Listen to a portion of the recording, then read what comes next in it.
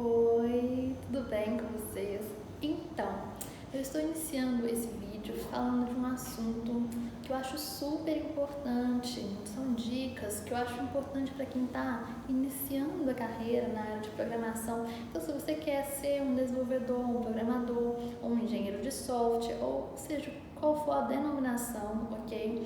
Se você quer trabalhar com programação, você precisa já começar a estar atento a alguns detalhes que eu julgo importante, que são importantes nessa carreira, ok? Então, a primeira coisa que você tem que ficar atento é, por exemplo, vamos supor que você é um estudante de algum curso relacionado à área de tecnologia e você quer aprender a programar. Então, você está começando a programar. Uma linguagem que pode te ajudar nesse começo é Python. E assim, eu queria que isso tivesse acontecido comigo, que eu tivesse aprendido a programar utilizando Python. A experiência seria muito mais agradável. Então, assim, começar com Python pode te ajudar na questão da sintaxe, né? O Python tem uma sintaxe mais simples, então é mais tranquilo começar a programar com Python.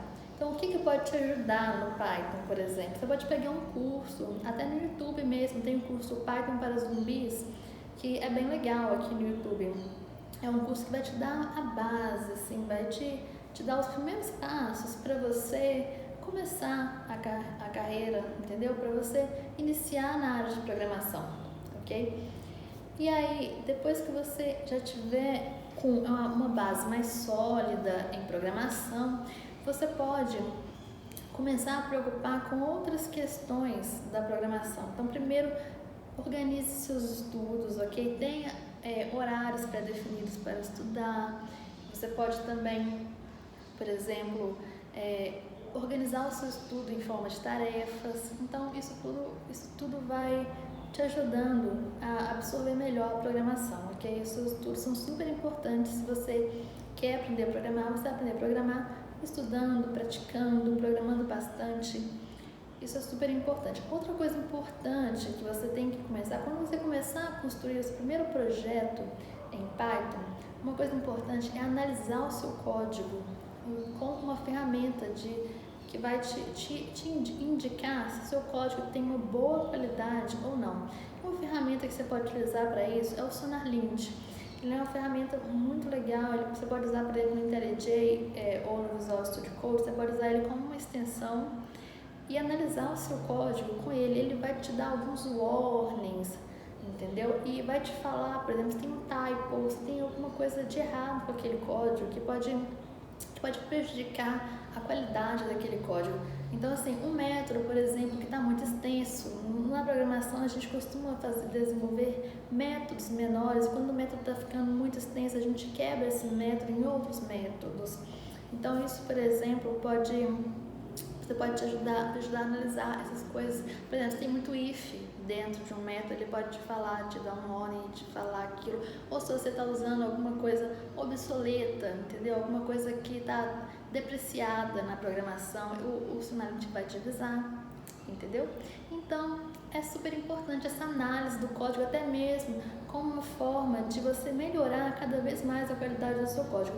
Outra coisa que você pode fazer é estudar o TDD. O que é o TDD? É o Test Driven Development, que é você desenvolver um código orientado a teste.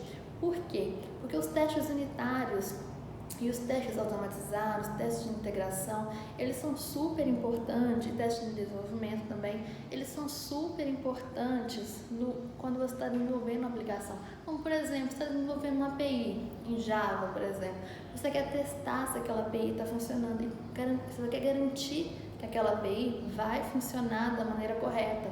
Então, você pode desenvolver um teste unitário usando JUnit, por exemplo. Você pode desenvolver um teste automatizado usando Cucumber Test ou Robot Framework. Você pode desenvolver também testes de integração, que pode usar o Robot, por exemplo, também, testar nos ambientes de Dev e QA. Então, a responsabilidade da qualidade de código, ela não é só do QA, ela não é só do analista de testes, entendeu? Não é só da pessoa responsável pela qualidade. O desenvolvedor, ele também é super responsável pela qualidade do código que ele entrega.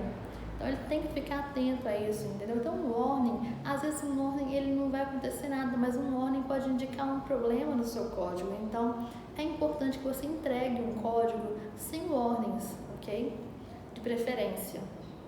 Então, essa questão de qualidade de código é super importante mesmo para quem está iniciando a carreira na programação. Então, fazer uma autoanálise e até mesmo colher feedbacks. Por isso é muito importante que você atue num projeto de programação junto com outras pessoas que programam também, numa empresa, num estágio, num projeto de extensão.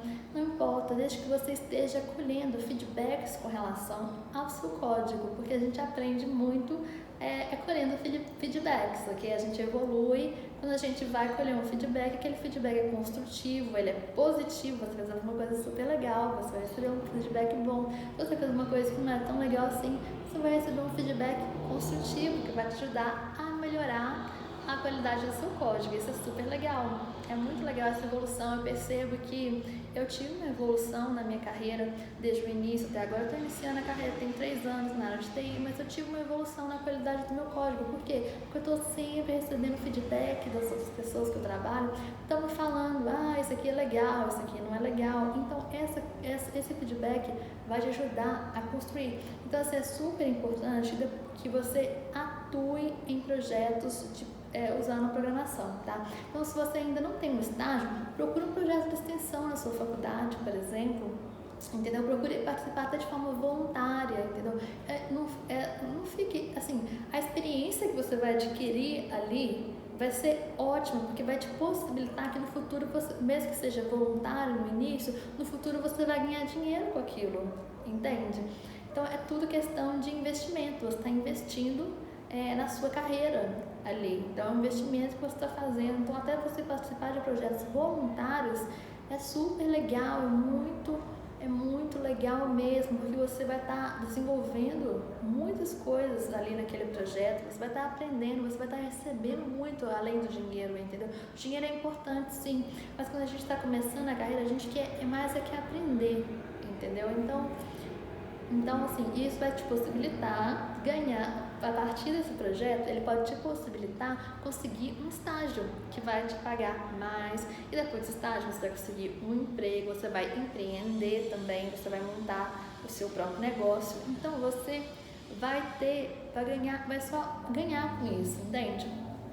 Bom, uma outra questão numa empresa que eu vou falar um pouco mais pra frente, mas agora eu vou citar algumas coisas, é o Scrum, que é a metodologia ágil.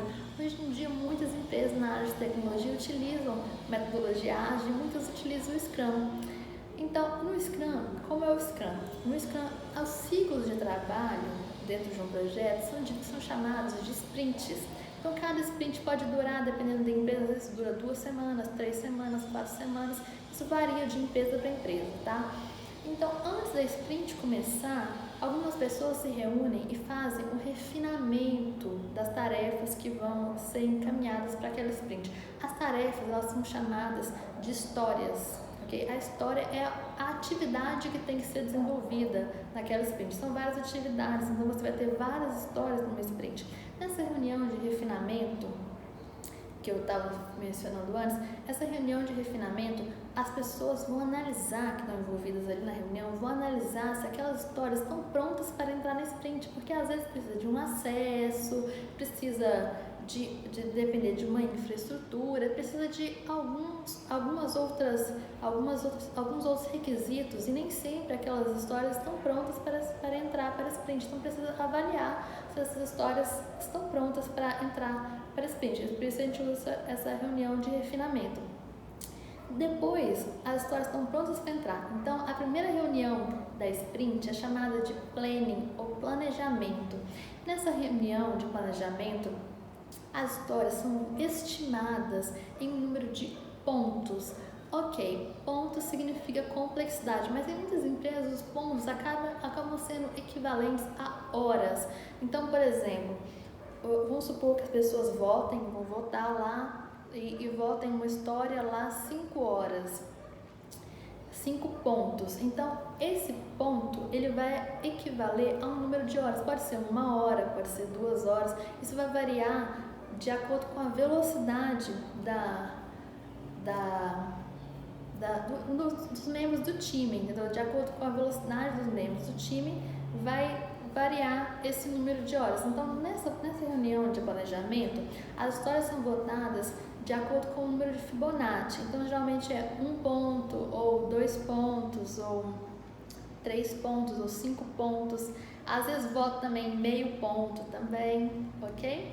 Então, varia de empresa para empresa.